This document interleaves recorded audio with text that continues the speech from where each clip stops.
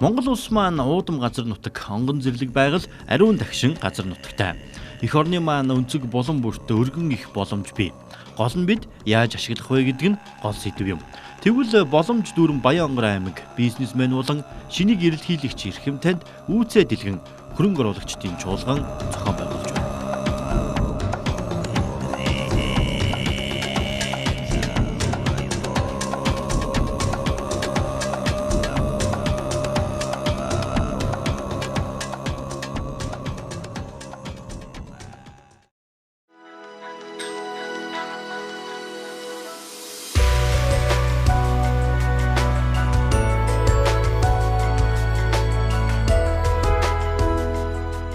Та аль салбарт хөрөнгө оруулж бас хэдийг олмоор байна. Тэгвэл Баян-Онгор аймаг аялал жуулчлал, мах сүүн бүтээгдэхүүн, уул уурхай, эмийн ургамал, арьс шир, ноос ноолуур гэд бүх төрлийн боломж байгаагаа дуулгалаа. Одоо хөрөнгө оруулагчтайгаа уулзаж, хөрөнгө оруулагчтайгаа санаа бодлыг сайдар сонсно. Баян-Онгор аймгийн газар нутгаас эхлэе. Говь талхээр хангаа гэсэн 3 бүс энэ нутагт зэрэгцэн оршино. Улаанбаатар хотоос засмал замаараа давхин очиж нэг өдөрт 3 аймагт очисон мэт байгалийн үзэсгэлэн харж болох юм. Өргөн удам энэ нутагт шатрын хөшөө, эртний хадны зураг, цагаан агуй, түргийн үеийн бичээс их богдуул, галуутын хавцал, бэндэрья хөхнөр, бөөн цагаануур, шаргалжуудын халуун аршаан гэд нэрлээд байж болно. Байгалийн ийм өвөрмөц өнгө төрх бүхий нутгаар аялах нь байгалийн сүрвчийг аргагүй мэдрүүлнэ. Аялал жуулчлалын өргөн боломж энэ юм.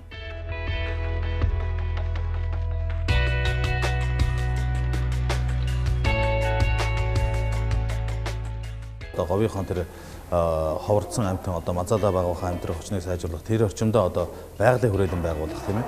Одоо тарих гатхаа гэдэг ингээд одоо энэ болон дэх эднэрийг оруулсан ийм одоо том хүрээлэн байгуулах гэсэн зорьсон байж байгаа.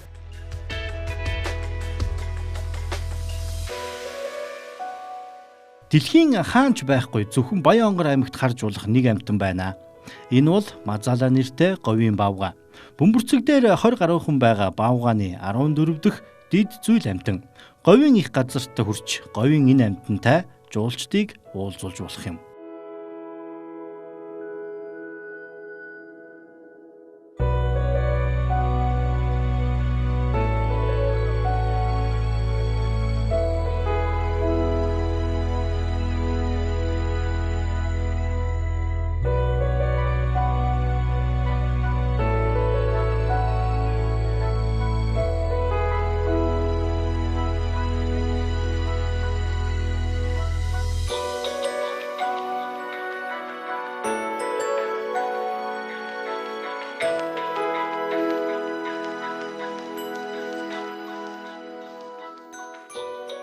Ийм сайхан өргөн удам нутагт олон төрлийн эмийн ургамал бий.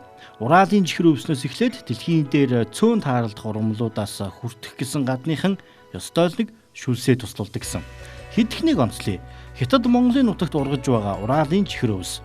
Японы уламжлалт тангийн 70% найрлагад энэ ургамал багтдаг нь тун ховрыг илтгэн. Европын томоохон эмийн үйлдвэрүүд ч захиалга өгдөг. Гэтэл бид эндээс бүгдийг нь түүгээд тэдэнд өгч болохгүй. Харин мөнгө олох өөр нэг арга байна. Тэр нь тармилжуулах. Эрдэмтэд 6-аас 7 жил судасны эцэст боломжтойг нь олж тогтоожээ. Говийн нөхцөл услага шаардахгүйгээр байгаль орчин дээлтэй аргаар одоо тарьж ургуулах юм арга технологиг бол гаргаад байгаа. Өөр олон төрлийн ургамал нэрлэж болно. Бас нэгэн сонирхол татах ургамал бол зээрэг нь. Орчин цагийн ангаах ухааны 340 эм бэлтгэлийн найрлагад орно гэд та боддоо. Энэ ургамлаас эфедрин нэртэй бодис ялган авдаг. Бас л Европ, Азийн бусад улс орнууд үүний төлөө хушуурна. Хэрвээ боловсруулж ангилаад тэдэн рүү илгээвэл овоо ашиг олох боломжтойг судлаачид ярьж байна. Европын стандартын дагуу органик бүтээгдэхүүний сертификат гэдэг юм авах хэрэгтэй. Энийг сая бид дөнгөж сая авлаа. Дөнгөж сая манай компани авсан.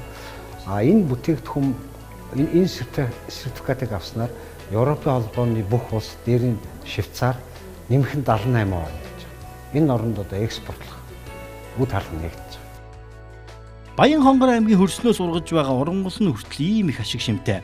Тэгвэл энэ ургамлыг идэж усыг нь ууж байгаа малын мах хаач байхгүй амттайг нутгийнхаа онцлно. Дээр нь бөөн эрдэс үдс. За ийм болохоор л мал нь халдварт өвчин тусдаггүй Цөөн аймгийн нэг юм. Боом, шүлхий, цэцэг гэд малын өвчин Баян онгор аймгаас холуурт ордог. Гэхдээ мах экспортлоход мэдээж олон улсын стандарт нэхнэ. Харин үүнийг аймагтаа хэрэгжүүлэхэд ямар ч саад байхгүйг аймгийн удирдлагууд хэлж байна. Эрчимдсэн мал аж ахуйг уламжлалтайгаа хамтдаган авч явах гарцыг ч олж харжээ. Аймгийг тойрсон 50 км радиус дотор бол ерөөсөө эрчимдсэн мал аж ахуй хөгжүүлэх. Энэ дээр мэдээж нөгөө нэг эрүүл байх, экопс байх гэдэг юм бол тогтмол хадгалж явна. 50-аас 150 км-ийн хувьд бол одоо тийм хосолмол аж ахуйг бол одоо хөгжүүлэхээр зорж байгаа. За 150-аас цааш бол ерөөсөө уламжлалт бэлчээрийн мал аж ахуй хөгжүүлэх нь зүйтэй байна гэж үзэж байгаа. Малын махнаас гадна сүүн бүтээгдэхүүн гол нэрийн брэнд болж болно. Баян онгор аймаг бол Тэмээн сүргээр улсдаа хоёрт бичигдэнэ. Их газрын энгийн сүү өнөөдөр дэлхийд ховорхон тооцогдож байна. Тэмээ удаан усгүй амьдарч чаддгийг бид бүгд мэднэ. Шалтгаан нь түүний биед байх бет хэмээх витамин. Харин энэ витамин энгийн сүүгээр дамжин гадагшилдаг байна. Үүнийг уухад ясны сэргижилт, чихрийн шижинг ангаахаас гадна нүдний хараа муудах, залуу эрч хүчтэй байхаас эхлээд хорт хавдар тусгаас найдвартай сэргийлдэг болохыг шинжлэх ухаан батлаад байна. Өнөөдөр энгийн сүү Хятад, Европт ямар өндөр үн хүрч байгааг бид бүгд мэднэ. Бүр Хятадын тэр бомтнууд яг оригинал энгийн сүү, энгийн хоормог худалдан авахын тулд ямар ч үн амлахад бэлэн байгаа. Харин бид органик энэ бүтээгдэхүүнийг тэдэнд яаж хүргэх вэ гэдгээл бодох ёстой болж байна.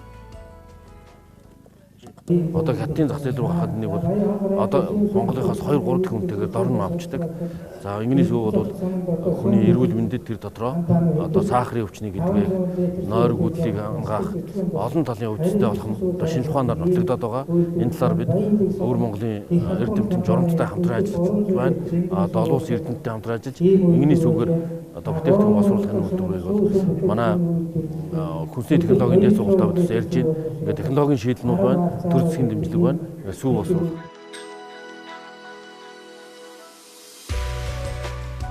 Бас үхрийн сүүнээс тослогоор 2 дахин их сарлагын сүү, ямаа энгийн сүүгээд жинхэнэ оригинал бөөн витамин энд бий. Компаниуд ч аль хэдийн хөрөнгө оруулж ашигаа хүртэж эхэлжээ. 3 төрлийн бяцлаг, хуурай сүү, энгийн хоормог гэд нэрлээд байж болно. Одоо удаан хадгалах боломж эрэлхийлж эхэлжээ. Тэгээд зуны сүү сайлбах одоо сайл элбэг үеийн сүүг удаан хугацаанд хадгалдаг бүтээгдэхүүнийг хийж зах зээл гаргах одоо тийм шийдлийг гаргаж байна л да. Яг ийм хэмжээний үйлдвэрлэл одоо бусад зүсгийн тус ааруул, казин, хуурай сүү гэдэг ч юм уу дандаа удаан хугацаанд хадгалдаг бүтээгдэхүүнийг энэ орон нутагт үйлдвэрлэх боломжтой юм. Сүүн бүтээгдэхүүнээр дотооддоо гихтэл өндөр ашиг олж болохоор бид өнөөдөр 60 сая толгой малтай хэрнээ сүүний хэрэгцээнийхээ талаас илүү хувийг импортоор авдаг шүү дээ. Тэгэхээр энэ бол та бидний боломж юм.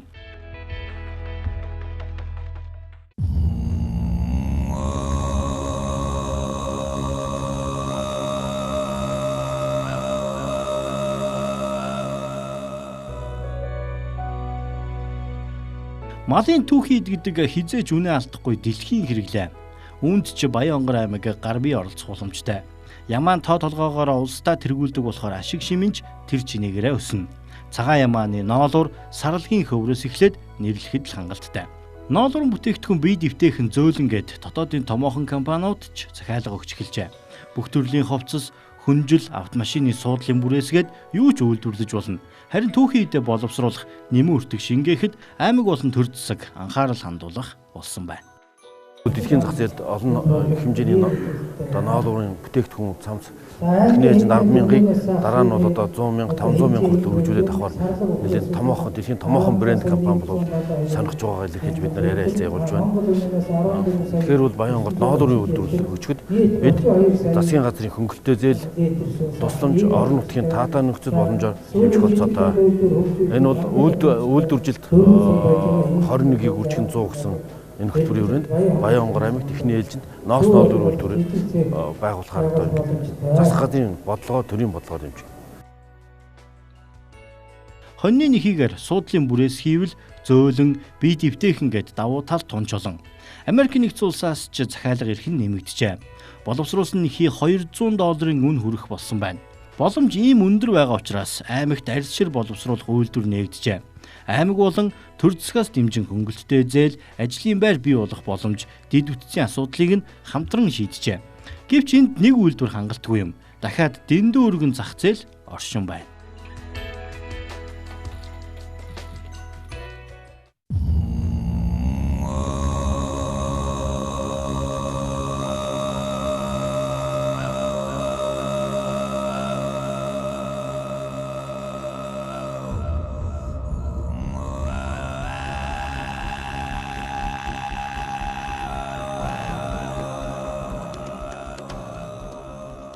Нэвтрүүлгийнхээ төгсгөлийн хэсэгт уул уурхайг онцлие. Баянгар аймагт судлагдсан хэд хэдэн хөдрийн бүс нутаг бий. Зис молибдийн алт шатдаг занар нүүрсний судлагдсан нөөц олон. Онцлох нь гэвэл Баян хонгорын хөдрийн бүс, их богд, онгон, улаан уул.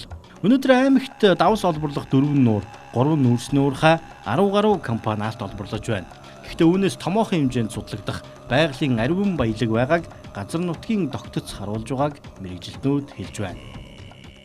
Ялангуяа онгон уулын хөдрийн бүсэд энэ молибдийн зэсийн алт полиметаллын энэ илэрлүүдээр судалгааны ажлыг өргөжүүлэх шаардлага байгаа гэж ингэж үзэж байгаа юм. Нөгөө нэг юм бол одоо нүүрсний, чулуун болон хөр нүүрсний нэлээд ордтой. Түүнээс өнөөдрийн төвшин судалчмаар 2 том илэрэл байгаа юм. Энэ буузгааны гавцгаатын чулуун нүүрсний, загийн шаргийн нурууны нүүрсний энэ дээр бол нөөцийг үйлдвэрлэлийн нөөц тогтоосон нөхцөлд бол ирээдүйд одоо хим технологийн шинжилгээ ухааны ашиглан шингэн төлөв үйлдвэрлэх, хий үйлдвэрлэх ийм боломж бол бас нэгдэх учиртай юм. Үнэхээр олон сайхан боломж Баянгар аймагт байна. Гэхдээ монгол хүний гэхүү бидний буруу тогтолцоо гэхүү хөрөнгө оруулагчдын өмнө саад бэрхшээл бас байна. Тэр нь төрийн байгууллагын хүнд суртал, бөөн дарамт, шалгалт, шүүлэг. Харин үүнийг аймгийн удирдлагууд онцгойлон анхаарчээ. Хуулийн дагуу ажиллаж байгаа байгууллага аж ахуй нэгжид хүнд суртал болохоор шийдвэр журмыг шууд цуцлах хатуу зарчим баримталжээ. Ер нь аливаа бодлого шийдвэрүүдийг хүнд суртал хөрөнгө оруулалт хийж байгаа энэ үйлээс хүнд суртал гаргасан юм шийдвэрүүдийг бүгдийг цуцлах аль болохоор ойлгомжтой хөрөнгө оруулагчдын таатай орчин нөхцөлийг бүрдүүлсэн хоёр талтай хамтаа ашигтай ийм одоо шийдвэрүүдийг бол шуурхаа шийдэж ингэж ажиллах процессыг бол бүрдүүлж ажиллана гэсэн ийм бодол зорилготой байгаа. Бид эхнээсээ ер нь бол зарим нэг одоо цаг хугацаа авсан ийм шийдвэр журам юмнуудыг бол өөрчилж байгаа.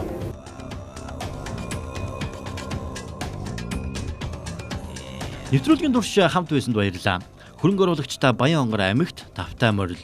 Хөрөнгө оруулалтын чуулганы үр дүнд 6 чиглэлээр 10 аж ахуй нэгж 14.5 тэрбум төгрөгийн хөрөнгө оруулалт хийхээр хамтын ажиллагаа харилцан ойлголцлын санамж бичигт гарын үсэг зурлаа.